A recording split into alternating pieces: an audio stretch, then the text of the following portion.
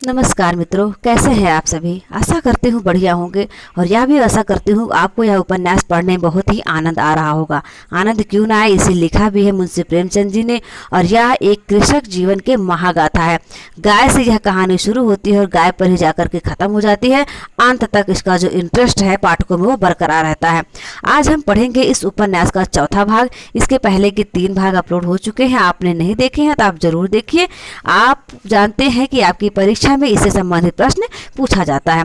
हमारे चैनल पर और भी बहुत सारी तैयारियां करवाई जा रही हैं, आप उन्हें जाकर के देख सकते हैं। इनके प्रमुख पात्रों के बारे में आपको हम बता चुके हैं, फिर से बता देते हैं। प्रतिदिन बताने का मतलब यही रहता है, प्रत्येक वीडियो में बताने का मतलब यही रहता है कि आपको वह पात्र और यह घटना और यह सन हर चीज़ अच्छे तरीके से याद हो जाए। प्रमुख पात्र है गोबर, होरी, धनिया, सोना, मेहता, मालती, चुनिया, नोखेराम, राय साहब, तंखा साहब, ओंकार शास्त्री और आप देखेंगे उसके बाद ये भोला राम, झुंगुरी सिंह, ये सभी इसके पात्र हैं। मुंशी प्रेमचंद जी का जन्म 31 जुलाई 1880 को हुआ था और उनकी मृत्यु 8 अक्टूबर 1936 को हो जाती है और 1936 में ही यह उपन्यास भी पूर्ण हुआ था। गोदान उपन्यास भी 1936 में ही पूर्ण हुआ था।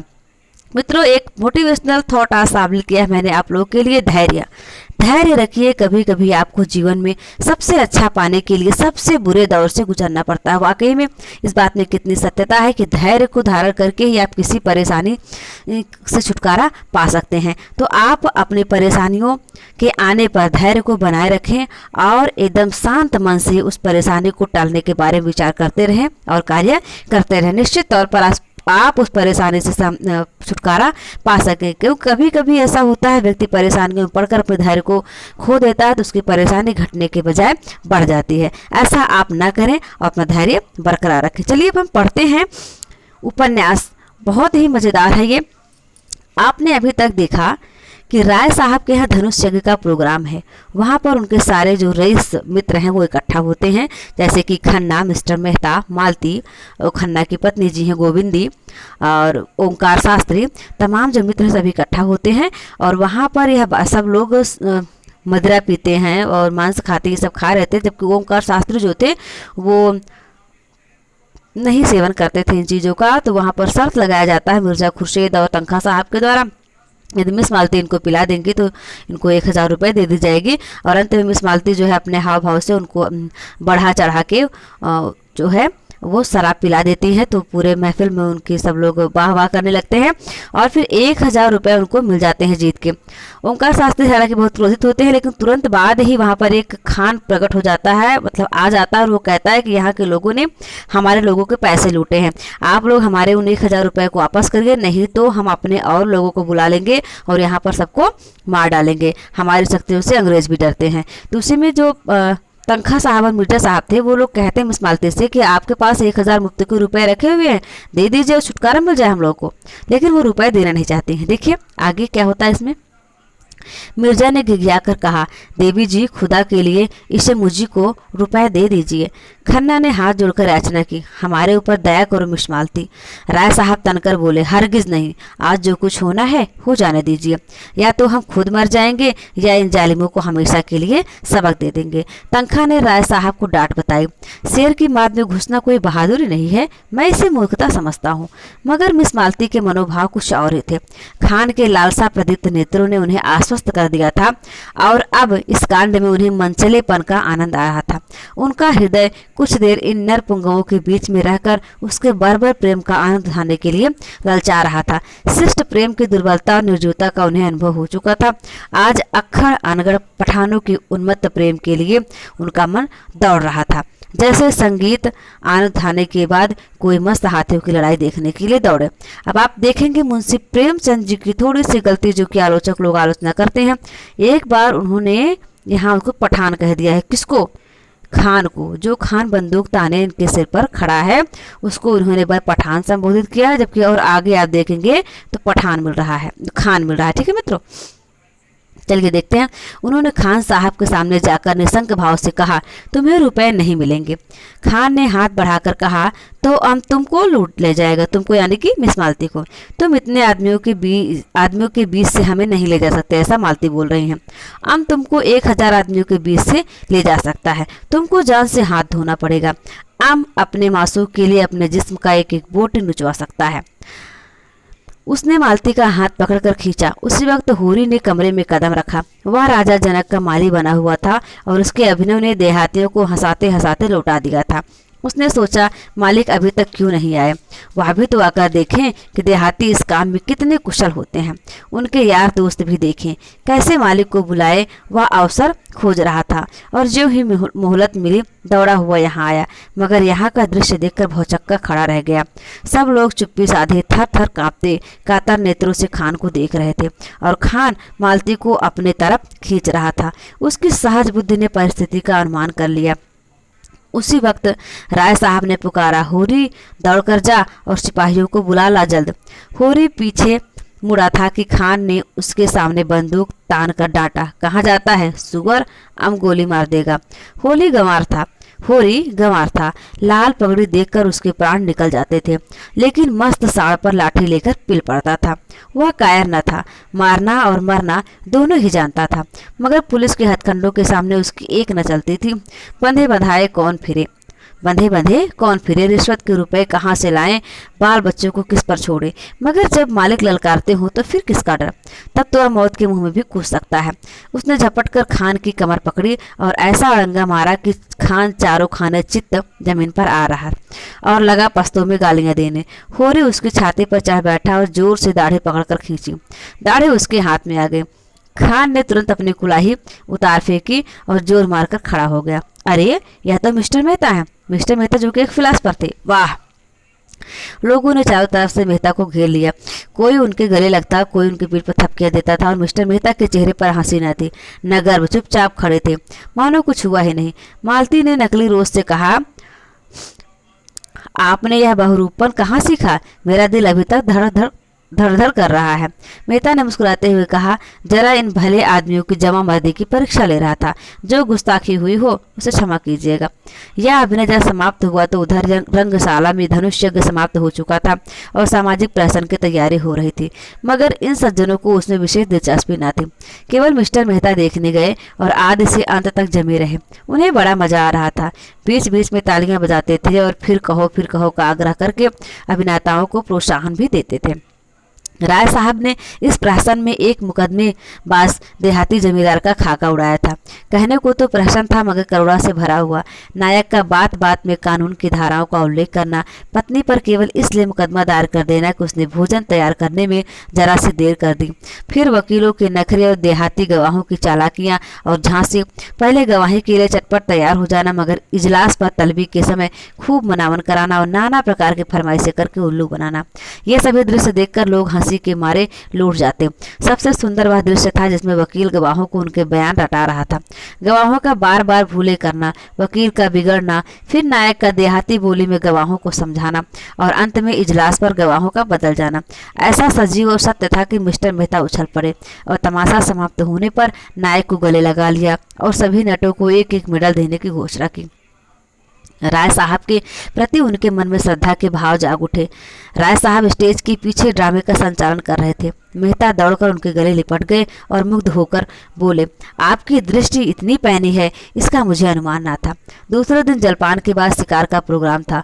वहीं किसी नदी के तट पर बाग में भोजन बने, खूब जल क्रीड़ा की जाए और शाम को लोग घर आवे, देहाती जीवन का आनंद उठाया जाए। जिन मेहमानों को विशेष काम था वह तो विदा हो गए। केवल वही लोग बच रहे जिनकी राय साहब से घनिष्ठता थी। मिसेस खन्ना के सिर में दर्द था, न जा सके। और संपादक जी इस मंडली से जले हुए थे और उनके विरुद्ध एक लेख माला निकालकर उनकी खबर लेने के विचार में मग्न थे। संपादक जी नहीं हुए ओंकार नाथ जी थे, जिन्होंने इन सब लोगों ने मिलकर के शर्त लगाकर शराब पिला दी थी। सब के सब छटे हुए गुंडे हैं, हराम के पैसे उड़ाते हैं और मूछों पर ताव देते हैं। दुनिया में क्या हो रहा है इन्हें क्या खबर? ये ओंकार नाथ जी खुद अपने आप से बात कर रहे हैं। इनके पड़ोस में कौन मर रहा है, इन्हें क्या परवाह, इन्हों तो अपने भोग विलास से काम है। यह मेहता जो फिलासफर बना फिरता है, उसे यही धुन है कि जीवन को संपूर्ण बनाओ। महीने में 1000 मार लाते हो, तुम्हें अख्तियार है जीवन को संपूर्ण बनाओ या परिपूर्ण बनाओ।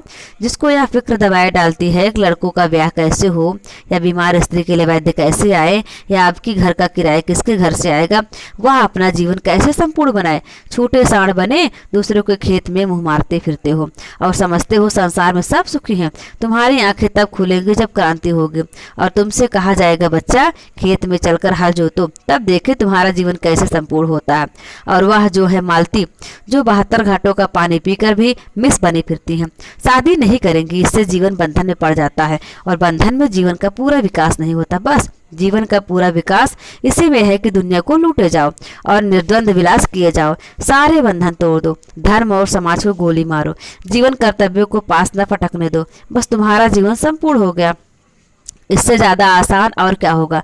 माँ बाप से नहीं पड़ती, उन्हें धता बताओ, शादी मत करो, यह बंधन है। बच्चे होंगे, यह मोह पास है, मगर टैक्स क्यों देते हो। कानून भी बंधन है, उसे क्यों नहीं तोड़ते, उससे क्यों कन्नी काटते हो। जानते हो ना, मगर जानते हो ना कि कानून की जरा भी अवज्ञा की तो बेड़ियां पड़ जाएंगी। बस वही बंधन तोड़ो जिसमें अपने भोग लिप्सा में बाधा नहीं पड़ती। रस्सी को सांप बनाकर पीटो और 30 मार खा बनो। जीते सांप के पास जाओ ही क्यों, वह फुंकार भी मारेगा तो लहरें आने लगेंगी, उसे आते देखो तो दुम दबाकर भागो। यह तुम्हारा संपूर्ण जीवन है। ये खुद से ही बातें कर रहे हैं, उनके सामने नहीं कह रहे हैं। 8 बजे शिकार पार्टी चली। खन्ना ने कभी शिकार न खेला था, बंदूक की आवाज से कांपते थे, लेकिन मिस मालती जा रही थी, वह कैसे रुक सकते थे। ये खन्ना वही थे जिनकी पत्नी का नाम था गोविंदी, ठीक है, मतलब इनकी शादी हुई थी और मिस्टर मेहता जो थे वो फिलासफर थे, उनकी शादी नहीं हुई थी। और राय साहब की पत्नी का यहाँ पर उल्लेख नहीं मिलता, शायद उनकी पत्नी का देहांत हो गया था। और जो ये मिस मालती है, इनकी भी शादी नहीं हुई थी। इनके बारे में आगे और कुछ पढ़ेंगे हम लोग। वह कैसे रुक सकते थे। मिस्टर तनखा को अभी तक इलेक्शन के विषय में बातचीत करने का अवसर न मिला था, शायद वहां का वह अवसर मिल जाए। राय साहब अपने इलाके में बहुत दिनों से नहीं गए थे, वहां का रंग ढंग देखना चाहते थे। कभी कभी इलाके में आने जाने से आसामियों से एक संबंध भी हो जाता है और रोब भी रहता है। कारकुन और प्यादे भी सचेत रहते हैं। मिर्जा खुर्शीद को जीवन के नए अनुभव प्राप्त करने का शौक था, विशेषकर ऐसे जिनमें कुछ साहस दिखाना पड़े। मिस मालती अकेले कैसे रहती है, उन्हें तो रसिकों का जमघट चाहिए। केवल मिस्टर मेहता शिकार खेलने के सच्चे उत्साह से जा रहे थे। राय साहब की इच्छा तो थी कि भोजन की सामग्री, रसोइयाँ, कहा खिदमतगार सब साथ चले, लेकिन मिस्टर मेहता ने इसका विरोध किया। खन्ना ने कहा, आखिर वहाँ भोजन करेंगे या भूखों मरेंगे। मेहता ने जवाब दिया, भोजन क्यों न करेंगे, लेकिन आज हम लोग खुद अपना सारा काम करेंगे। देखना तो चाहिए कि नौकरों के बगैर हम जिंदा रह सकते हैं नहीं। मिस मालती पकाएंगे और हम लोग खाएंगे। देहातों में हाड़ियाँ और पत्तल भी मिल ही जाते हैं और इधर कोई कमी नहीं है, शिकार हम करेंगे ही। मालती ने गिला किया, क्षमा कीजिए, आपने रात मेरी कलाई इतने जोर से पकड़ी कि अभी तक दर्द हो रहा है। काम तो हम लोग करेंगे, आप केवल बताते जाइएगा। मिर्जा खुर्शीद बोले, अजी आप लोग तमाशा देखते रहिएगा, मैं सारा इंतजाम कर दूंगा। बात यही कौन सी है, जंगल में हाड़ी और बर्तन ढूंढना हिमाकत है। हिरन का शिकार कीजिए, भूनिए खाइए और वही दरख्त के साये में खर्राटे लीजिए। यही प्रस्ताव स्वीकृत हुआ। 2 मोटरें चली, एक मिस मालती ड्राइव कर रही थी, दूसरी खुद राय साहब। कोई 20-25 मील पर पहाड़ी प्रांत शुरू हो गए, दोनों तरफ ऊंची पर्वतमाला दौड़ी चली आ रही थी। सड़क भी पेचदार होती जाती थी। कुछ दूर की चढ़ाई के बाद एकाएक ढाल आ गया और मोटर वेग से नीचे की ओर चली। दूर से नदी का पाट नजर आया। किसी रोगी की भांति दुर्बल निष्पंद कगार पर एक घने वटवृक्ष की छांव में कारें रोक दी गई और लोग उतरे। यह तरा हुई कि 2-2 की टोली बने और शिकार खेलकर 12 बजे तक यहाँ आ जाए। मिस मालती मेहता के साथ चलने को तैयार हो गए। खन्ना मन में ऐड कर रह गए, जिस विचार से आए थे उसमें जैसे पंचर हो गया। अगर जानते मिस मालती दगा देगी तो घर लौट जाते, लेकिन राय साहब का साथ उतना भी रोचक ना होते हुए बुरा भी न था। उनसे बहुत सी मामले की बातें करनी थी। खुर्शीद और तनखा बच रहे, उनकी टोली बनी बनाई थी। तीनों टोलियां एक एक तरफ चल दी। कुछ दूर तक पथरीली पगडंडी पर मेहता के साथ चलने के बाद मालती ने कहा, तुम तो चले ही जाते हो, जरा दम तो लेने दो। मेहता मुस्कुराए, अभी तो हम 1 मील भी नहीं आए, अभी से थक गए। थकी नहीं, लेकिन क्यों ना जरा दम ले लो। जब तक कोई शिकार हाथ ना आ जाए हमें आराम करने का अधिकार नहीं। मैं शिकार खेलने ना आई थी। मेहता ने अनजान बनकर कहा, अच्छा, यह मैं ना जानता था, फिर क्या करने आई थी? अब तुमसे क्या बताऊं। हिरणों का एक झुंड चढ़ता हुआ नजर आया। दोनों एक चट्टान की आड़ में छिप गए और निशाना बांधकर गोली चलाई। निशाना खा ले गया, झुंड भाग निकला। मालती ने पूछा, अब? कुछ नहीं, चलो फिर कोई शिकार मिलेगा। दोनों कुछ देर तक चुपचाप चलते रहे। फिर मालती ने जरा रुककर कहा, गर्मी के मारे बुरा हाल हो रहा है, आओ इस वृक्ष के नीचे बैठ जाएं। अभी नहीं, तुम बैठना चाहती हो तो बैठो। मैं नहीं बैठता, बड़े निर्दयी हो तुम, सच कहती हूँ। जब तक कोई शिकार न मिल जाए मैं बैठ नहीं सकता। तब तो तुम मुझे मार ही डालोगे। अच्छा बताओ, रात तुमने मुझे इतना क्यों सताया? मुझे तुम्हारे ऊपर बड़ा क्रोध आ रहा था, याद है? तुमने मुझे क्या कहा था? तू हमारे साथ चलेगा दिलदार? मैं न जानती थी तुम इतने शरीर हो। अच्छा सच कहना, तुम उस वक्त मुझे अपने साथ ले जाते? मेहता ने कोई जवाब न दिया, मानो सुना ही ना हो। दोनों कुछ दूर तक चलते रहे। एक तो जेठ की धूप, दूसरे पथरीला रास्ता। मालती थक कर बैठ गई। मेहता खड़े खड़े बोले, अच्छी बात है, तुम आराम कर लो, मैं यहीं आ जाऊंगा। मुझे अकेले छोड़कर चले जाओगे? मैं जानता हूँ तुम अपनी रक्षा कर सकती हो। कैसे जानते हो? नए युग की देवियों की यही सिफत है। वह मर्द का आश्रय नहीं चाहती, उससे कंधा मिलाकर चलना चाहती है। मालती ने झेपते हुए कहा, तुम कोरे फिलासफर हो मेहता, सच। सामने वृक्ष पर एक मोर बैठा हुआ था। मेहता ने निशाना साधा और बंदूक चलाई। मोर उड़ गया। मालती प्रसन्न होकर बोली, बहुत अच्छा हुआ, मेरा शाप पड़ा। मेहता ने बंदूक कंधे पर रखकर कहा, तुमने मुझे नहीं अपने आप को शाप दिया। शिकार मिल जाता तो मैं 10 मिनट की मोहलत देता, अब तो तुमको फौरन चलना पड़ेगा। मालती उठकर मेहता का हाथ पकड़ते हुए बोली, फिलासफरों के शायद हृदय नहीं होता। तुमने अच्छा किया विवाह नहीं किया, उस गरीब को मार ही डालते। मगर मैं यूं ना छोड़ूंगी, तुम मुझे छोड़कर नहीं जा सकते। मेहता ने एक झटके से हाथ छुड़ा लिया और आगे बढ़े। मालती सजल नेत्र होकर बोली, मैं कहती हूँ मत जाओ, नहीं मैं इस चट्टान पर सिर पटक दूंगी। मेहता ने तेजी से कदम बढ़ाए। मालती उन्हें देखती रही। जब वह 20 कदम निकल गए तो झुंझलाकर उठी और उनके पीछे दौड़ी। अकेले विश्राम करने में कोई आनंद न था। समीप आकर बोली, मैं तुम्हें इतना पशु न जानती थी। मैं जो हिरण मारूंगा उसकी खाल तुम्हें भेंट करूंगा। खाल जाए भाड़ में, मैं अब तुमसे बात न करूंगी। कहीं हम लोगों के हाथ कुछ न लगा तो दूसरे ने अच्छे शिकार मारे तो मुझे बड़ी झेप होगी। एक चौड़ा नाला मुंह फैलाए बीच में खड़ा था। बीच की चट्टानें उसके दांतों से लगती थी। धार में इतना वेग था कि लहरें उछली पड़ती थी। सूर्य मध्याह्न आ पहुंचा था और उसकी प्यासी किरणें जल में क्रीड़ा कर रही थी। मालती ने प्रसन्न होकर कहा, अब तो लौटना पड़ेगा। क्यों? उस पार चलेंगे, यही तो शिकार मिलेंगे। धारा में कितना वेग है, मैं तो बह जाऊंगी। अच्छी बात है, तुम यहीं बैठो, मैं जाता हूँ। हाँ, आप जाइए, मुझे अपने जान से बैर नहीं। मेहता ने पानी में कदम रखा और पांव साधते हुए चले। जो जो आगे जाते थे त्यों तो पानी गहरा होता जाता था, यहाँ तक कि छाती तक आ गया। मालती अधीर हो उठी। शंका से मन चंचल हो उठा। ऐसी विकलता तो उसे कभी ना होती थी। ऊंचे सर में बोली, पानी गहरा है, ठहर जाओ, मैं भी आती हूँ। नहीं नहीं, तुम फिसल जाओगी, धार तेज है। कोई हरस नहीं, मैं आ रही हूँ, आगे न बढ़ना, खबरदार। मालती साड़ी ऊपर चढ़ाकर नाले में बैठी, मगर 10 हाथ आते आते पानी उसकी कमर तक आ गया। मेहता घबराए। दोनों हाथ से उसे लौट जाने को कहते हुए बोले, तुम यहाँ मत आओ मालती, यहाँ तुम्हारे गर्दन तक पानी है। मालती ने एक कदम और आगे बढ़कर कहा, होने दो, तुम्हारी यही इच्छा है कि मैं मर जाऊं तो तुम्हारे पास ही मरूंगी। मालती पेट तक पानी में थी। धार इतनी तेज थी कि मालूम होता था कदम उखड़ा। मेहता लौट पड़े। मालती को एक हाथ से पकड़ लिया। मालती ने नशीली आंखों में रोष भरकर कहा, मैंने तुम्हारे जैसा बेदर्द आदमी कभी ना देखा, बिल्कुल पत्थर हो। खैर, आज सता लो, जितना सताते बने, मैं भी कभी समझूंगी। मालती के पाँव उखड़ते हुए मालूम हुए। वह बंदूक संभालती हुई उनसे चिमट गई। मेहता ने आश्वासन देते हुए कहा, तुम यहाँ खड़ी नहीं रह सकती, मैं तुम्हें अपने कंधे पर बिठा लेता हूँ। उस पार जाना क्या इतना जरूरी है? मेहता ने कुछ उत्तर न दिया। बंदूक कनपटी से कंधों पर दबा ली और मालती को दोनों हाथों से उठाकर कंधों पर बिठा लिया। मालती अपने पुलक को छुपाते हुए बोले, अगर कोई देख ले? भद्दा तो लगता है। 2 पग के बाद उसने करोड़ स्वर में कहा, अच्छा बताओ, मैं यही पानी में डूब जाऊं तो तुम्हें रंज हो या ना हो? मैं तो समझती हूँ तुम्हें बिल्कुल रंज ना होगा। मेहता ने आहा स्वर से कहा, तुम समझती हो मैं आदमी नहीं हूँ? मैं तो यही समझती हूँ, क्यों छिपाऊं? सच कहती हो मालती, तुम क्या समझते हो? मैं कहीं बतलाऊंगा। पानी मेहता की गर्दन तक आ गया, कहीं अगला कदम उठाते ही सिर तक ना आ जाए। मालती का हृदय धक धक करने लगा। बोली, मेहता, ईश्वर के लिए अब आगे मत जाओ, नहीं मैं पानी में कूद पड़ूंगी। उस संकट में मालती को ईश्वर याद आया, जिसका वह मजाक उड़ाया करती थी। जानती थी ईश्वर कहीं बैठा नहीं है जो आकर उन्हें उबार लेगा, लेकिन मन को जिस अवलंब और शक्ति की जरूरत थी वह और कहाँ मिल सकती थी। पानी कम होने लगा था। मालती ने प्रसन्न होकर कहा, अब तुम मुझे उतार दो। नहीं नहीं, चुपचाप बैठी रहो, आगे कहीं कोई गड्ढा मिल जाए तो। तुम समझते हो यह कितनी स्वार्थीन है, मुझे इसकी मजदूरी दे देना। मालती के मन में गुदगुदी हुई, क्या मजदूरी लोगे? यही कि जब तुम्हारे जीवन में ऐसा ही कोई अवसर आए तो मुझे बुला लेना। किनारे आ गए। मालती ने रेत पर अपने साड़ी का पानी निचोड़ा, जूते का पानी निकाला, मुंह हाथ धोया, पर यह शब्द अपने रहस्यमय आशय के साथ उसके सामने नाचते रहे। उसने इस अनुभव का आनंद उठाते हुए कहा, यह दिन याद रहेगा। मेहता ने पूछा, तुम बहुत डर रही थी? पहले तो डरी, लेकिन फिर मुझे विश्वास हो गया कि तुम हम दोनों की रक्षा कर सकते हो।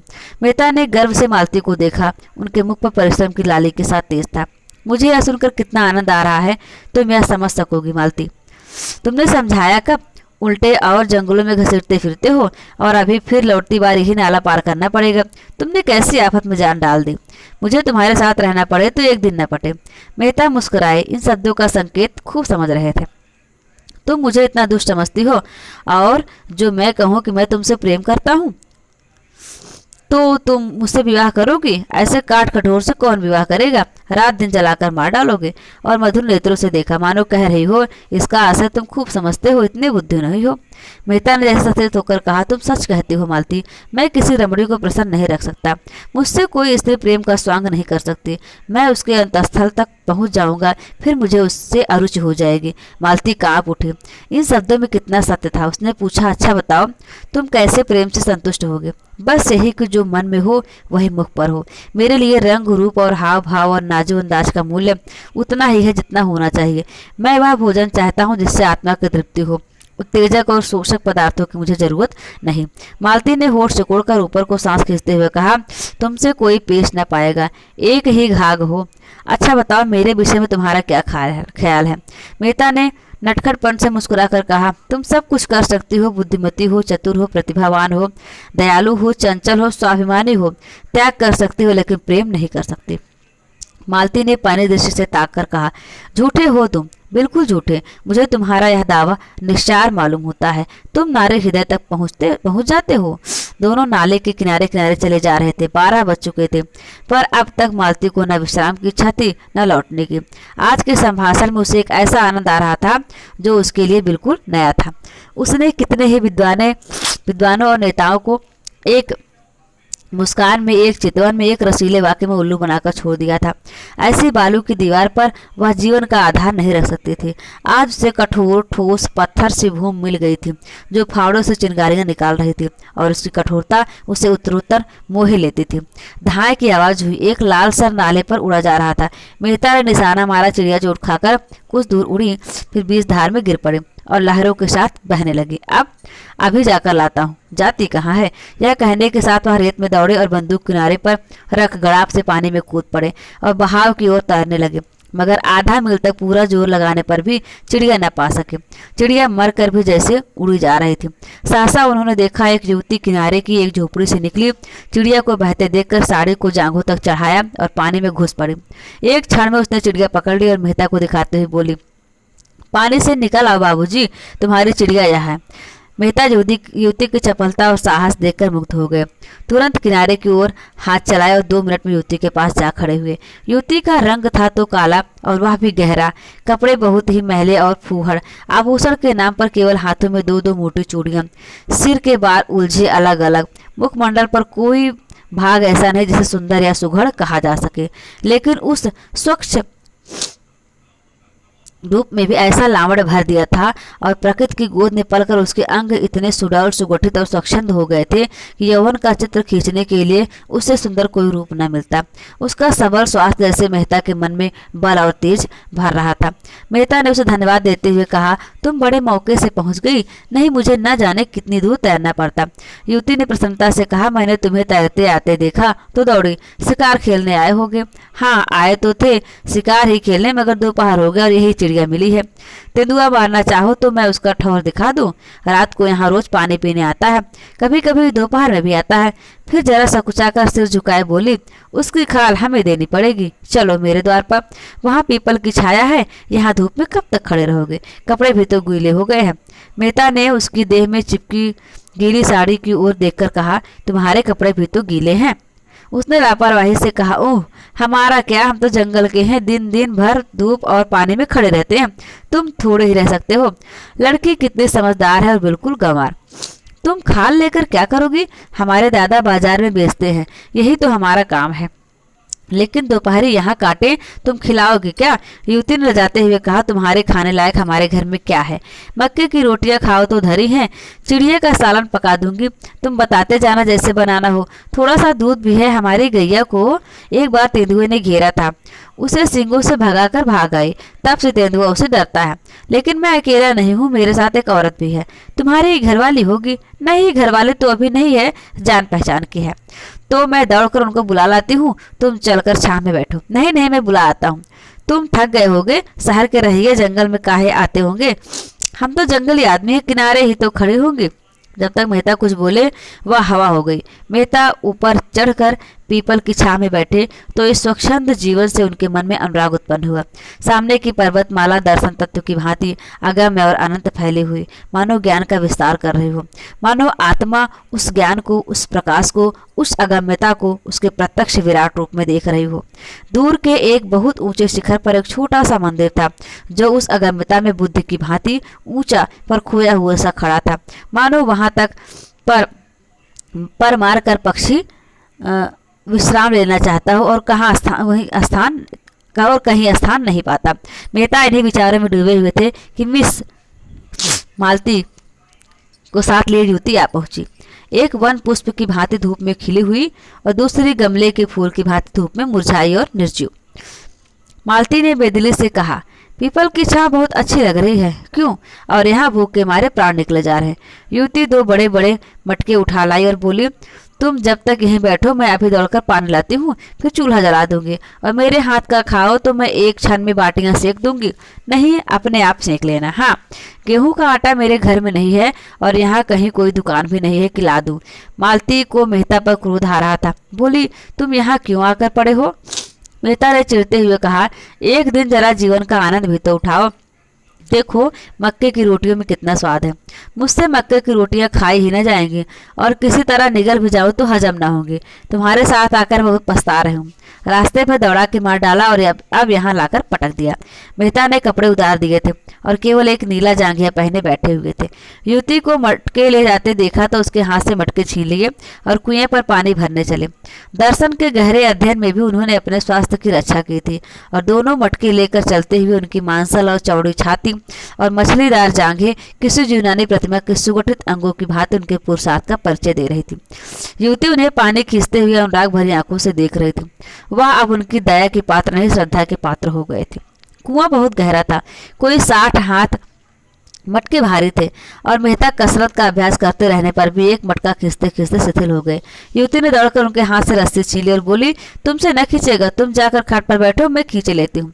मेहता अपने पुरुषत्व के अपमान न सह सके, रस्सी उसके हाथ से फिर ले ली और जोर मारकर एक क्षण में दूसरा मटका भी खींच लिया और दोनों हाथों से दोनों मटके लिए आकर झोपड़ी के द्वार पर खड़े हो गए।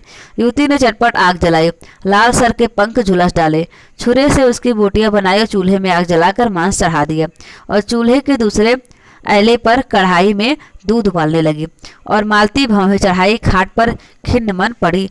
इस तरह यह दृश्य देख रही थी मानो उसके ऑपरेशन की तैयारियां हो रही हो।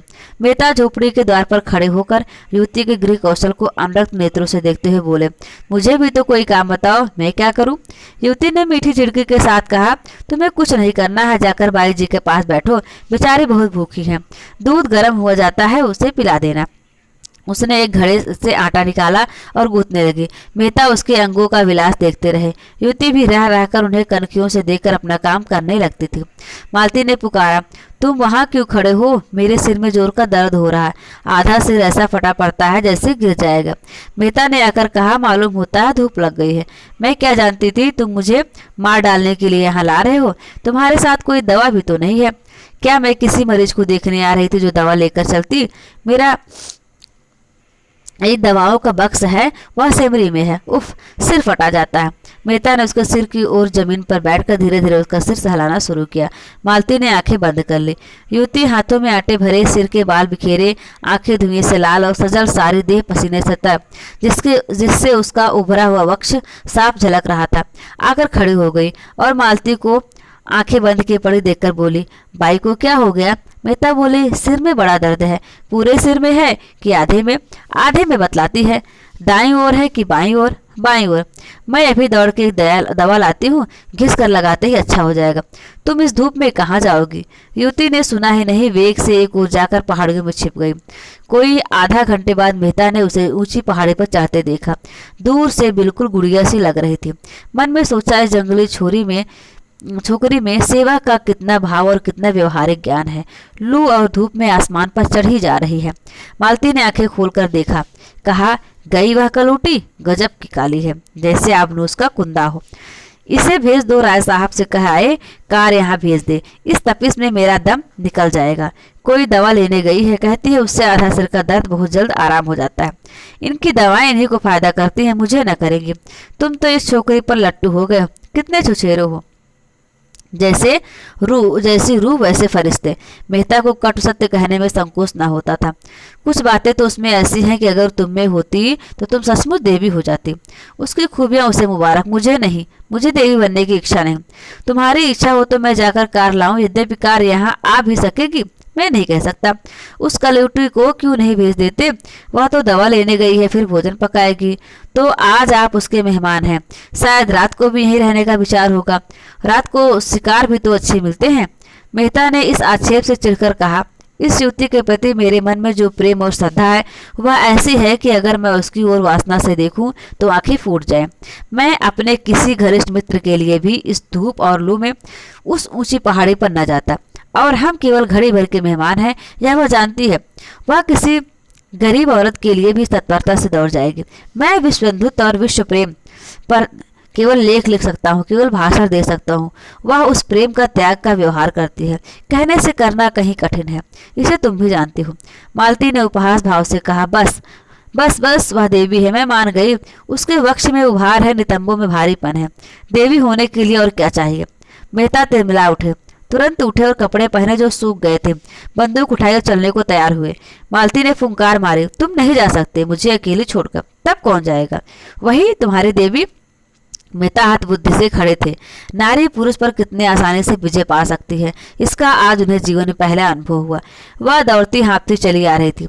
वही कलूटी युवती हाथ में एक झाड़ लिए हुए समीप आकर मेहता को कहीं जाने को तैयार देकर बोली, मैं वह जड़ी खोज लाई हूँ, अभी घिस कर लगाती हूँ। लेकिन तुम कहाँ जा रहे हो? मांस तो पक गया होगा, मैं रोटियां सेक देती हूँ, दो एक खा लेना। बाई दूध पी लेगी, ठंडा हो जाए तो चले जाना। उसने निसंकोच भाव से मेहता के अचकन की बटन खोल दी। मेहता अपने को बहुत रोके हुए थे। जी होता था इस गंवार के चरणों को चूम ले। मालती ने कहा, अपने दवाई रहने दे। नदी के किनारे बरगद के नीचे हमारी मोटर कार खड़ी है और वहां लोग होंगे, उनसे कहना कार यहाँ लाए। दौड़ी हुई जा। युवती ने दीन नेत्रों से मेहता को देखा। इतनी मेहनत से बूटी लाई, उसका यह अनादर। इस गंवारन की दवा इन्हें नहीं जची तो ना सही, उसका मन रखने को ही जरा सी लगवा लेती तो क्या होता? उसने बूटी जमीन पर रखकर पूछा, जब तब तक तो चूल्हा ठंडा हो जाएगा बाई जी, कहो तो रोटियां सेक कर रख दूं। बाबूजी खाना खा ले, तुम दूध पी लो और दोनों जने आराम करो, तब तक मैं मोटर वालों को बुला लाऊंगी। देखिए मित्रों, यह रहा इस उपन्यास का इतना ही भाग। हम अगले भाग में पढ़ेंगे, यानी 5वें भाग में पढ़ेंगे इसके आगे क्या होता है। ये है महादेव जी घुश्मेश्वर नाथ धाम। आपको मौका मिले तो अवश्य दर्शन करिएगा, बहुत ही अच्छा स्थान है ये। और मित्रों, उपन्यास के अगले भाग में हम आपसे मिलेंगे। तब तक यदि आपकी कोई प्रतिक्रिया हो, आपकी कोई राय हो, आप कोई सुझाव देना चाहते हैं तो हमारे कमेंट बॉक्स में आप कमेंट कर सकते हैं। और सभी क्लासेस को आप अच्छी तरीके से मन लगाकर पढ़ते रहिए, मेरा बार बार आपसे ही अनुरोध है। ठीक है मित्रों, चलिए स्वस्थ रहिए, मस्त रहिए। मिलते हैं बहुत जल्द आपसे एक शानदार और जानदार क्लास के साथ। नमस्कार, धन्यवाद, जय हिंद, जय भारत।